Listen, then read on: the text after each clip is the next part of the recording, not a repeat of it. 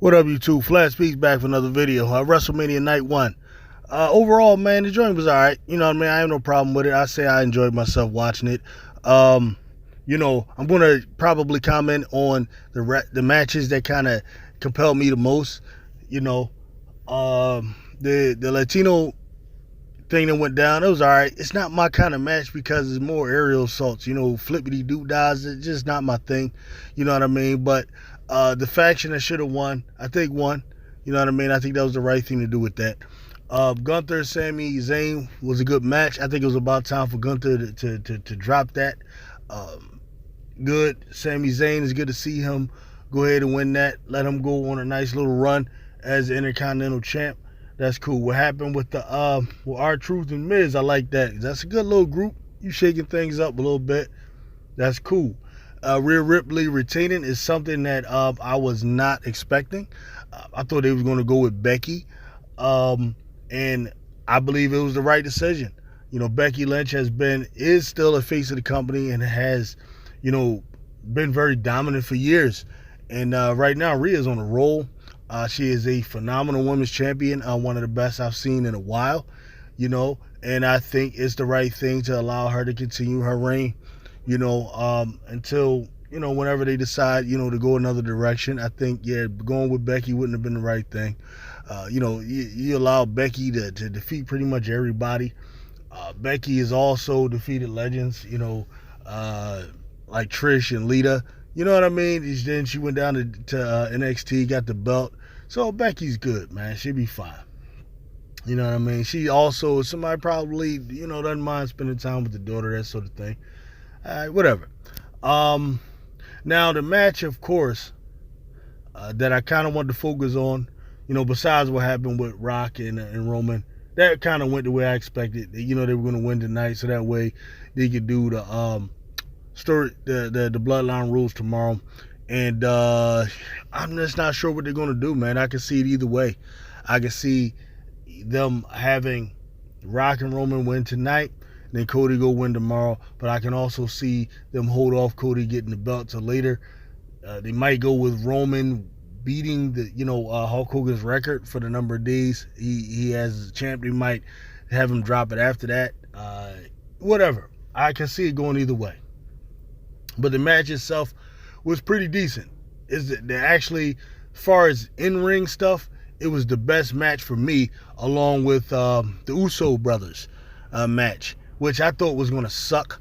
Now, it was a little bit too many high kicks to my taste, but within the match, it kind of told a story. That's what I like. I like wrestlers to take their time. I don't need matches to be super quick. I don't need action, movement the whole time. I like selling. I'm an old school guy, so, that's going to dictate a lot of my opinions when it comes to the way I judge these matches. That's just me. You know what I mean? All right, now, to the women's 6-man tag match. Listen. How can I break this down, man? All right, first of all, from the rip, I am not, this is just a disclaimer. I am not a Damage Control fan, okay? I'm not a fan particularly of Asuka. I'm not a fan of Io. Not a fan of Kyrie. Dakota Kai, I don't know much about her, all right? There's nothing against those girls, nothing against those ladies, okay?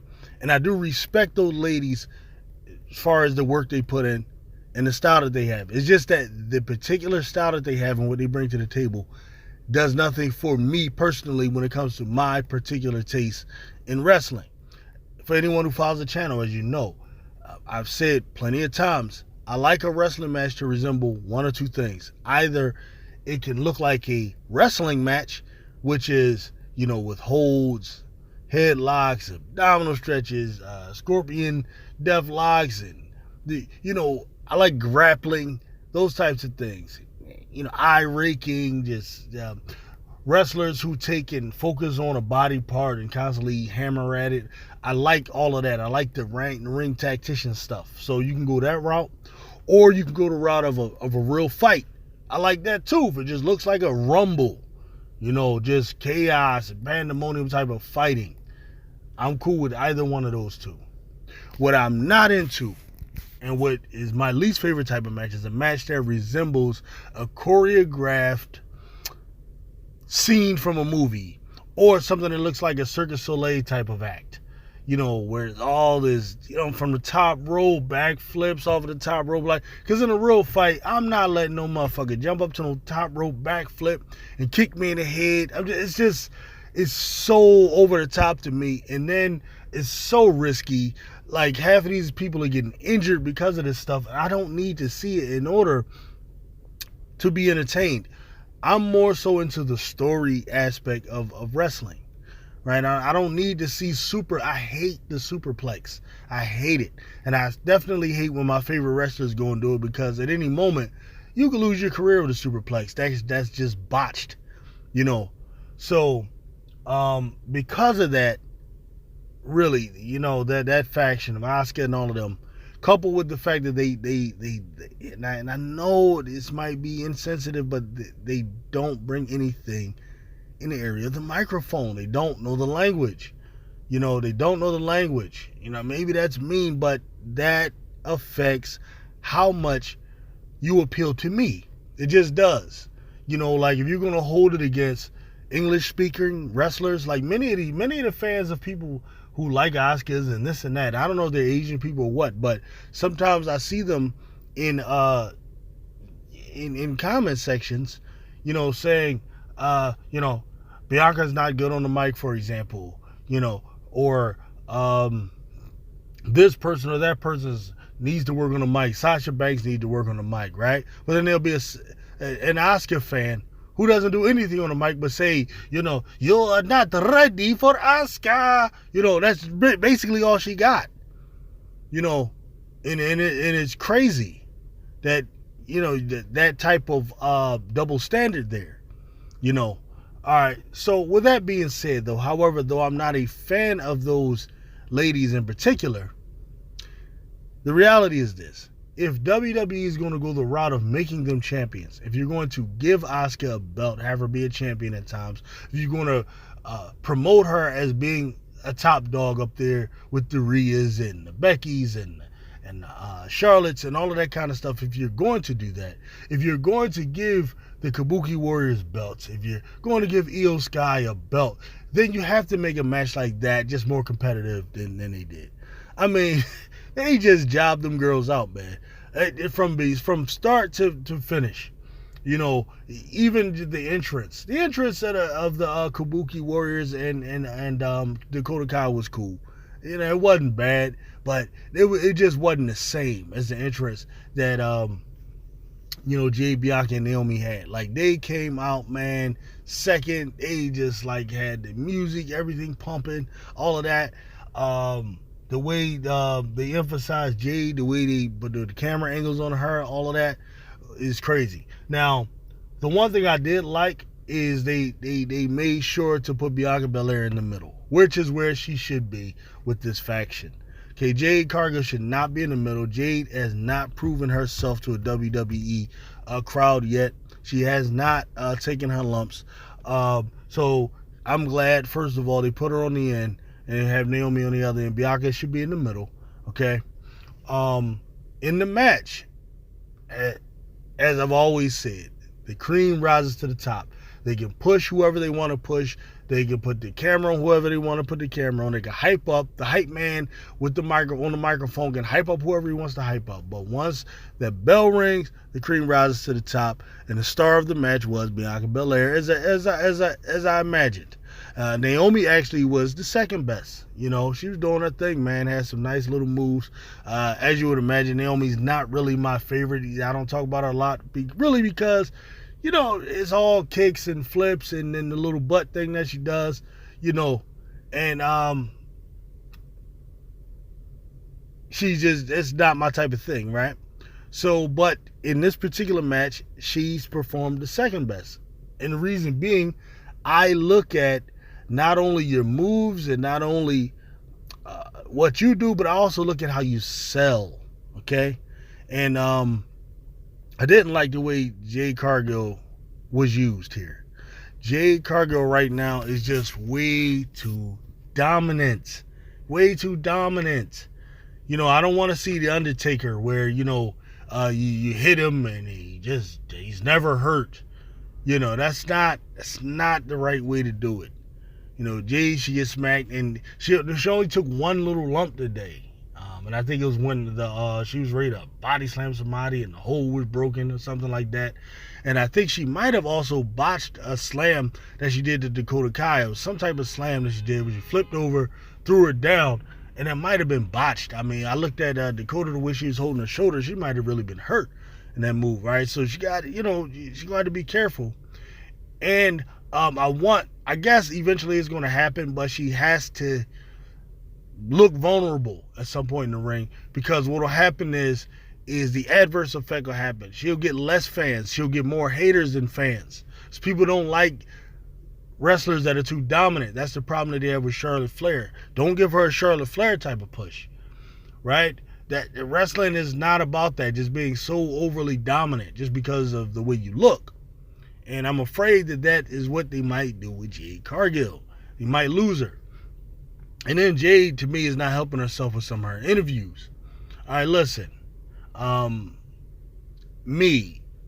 don't have an issue with, the idea of black people and us being represented in these different places and spaces. However, I'm all for being smart. Okay? I'm a person, I've studied the books of W.B. Du Bois, read the Philadelphia Negro. I've read the books of Booker T. Washington, some of them, not all of them. You got some great books, but basically his philosophy I know. Same thing with Marcus Garvey, okay? I know all of that. So I would say, if you were to look at my mentality, I'm not a woke black. I'm more of a black nationalist in the traditional sense of, if you understand Booker T. Washington and if you understand Marcus Garvey and those types of guys. All right? But wokeness supports, a lot of things that I don't support. Okay? So I would say I'm that old school that. Despite that, okay, it's not wise that every time you have an interview, you're mentioning, hey, we're 3 black women doing such and such, and, we have representation and blah, blah, blah. Why? Because number one, it's not really true. It's not really true. There's not some new representation now. Ever since I've been watching wrestling my whole life, there have been black wrestlers, okay? You had Tony Atlas and you had The Rock's father, okay? They were the champions. You had the Soul Patrol back in the early 80s, late 70s. You had the Junkyard Dog in the 70s doing his thing. You had Kamala the Ugandan Giant. You had Coco Beware. We had Bad News Brown, okay? We had Butch Reed. Okay, the Natural. You had Ron Simmons. You had Booker T. Being black in the ring is not something new. Okay, even in the women's division, right? We had Jacqueline. You had Jazz. All right, it's not something new, right? What'll happen is, if Jade Cargill, every time she has a microphone, she has to mention, okay, black this, black sisters doing that. What happens is the adverse effects happens. You become less likable. Right? Your blackness is obvious. We see it, right? Let other people talk about it. You don't have to talk about it, right? And I know she'll never hear this damn thing that I'm saying, but what I'm hoping is that someone can mention that to her. The guy that founded her, Mark Henry, he's black, right? Okay, so we know that. We had black people before. We had black champions before. Okay, Jazz was a black champion. So is Jacqueline, okay? So we're not doing something new, okay? In that sense. All right, now as far as heading WrestleMania, all of that is great. But it's new for women in general to headline WrestleMania, just in general. So, but it doesn't have to be mentioned every single time we win something, okay? So, that's pretty much what I want to say on that, man. But all in all, the match, I think, wasn't done the best way. I think the Damage Control in them, and though they still have their belts, they should have been more competitive in that, in this fight. I think the winner should have been the team of Naomi and Bianca and Jay, but it should not have been that easy. because now you're saying these guys are just jobbers, damage control, and damage control can't be jobbers. It couldn't have been a problem for Naomi and Bianca all this time, and then all of a sudden now they're jobbers. You're making it look like unless they jump somebody, they just can't win. Right? I wasn't feeling that, man. But we'll see what happens with day 2 tomorrow. And let's go.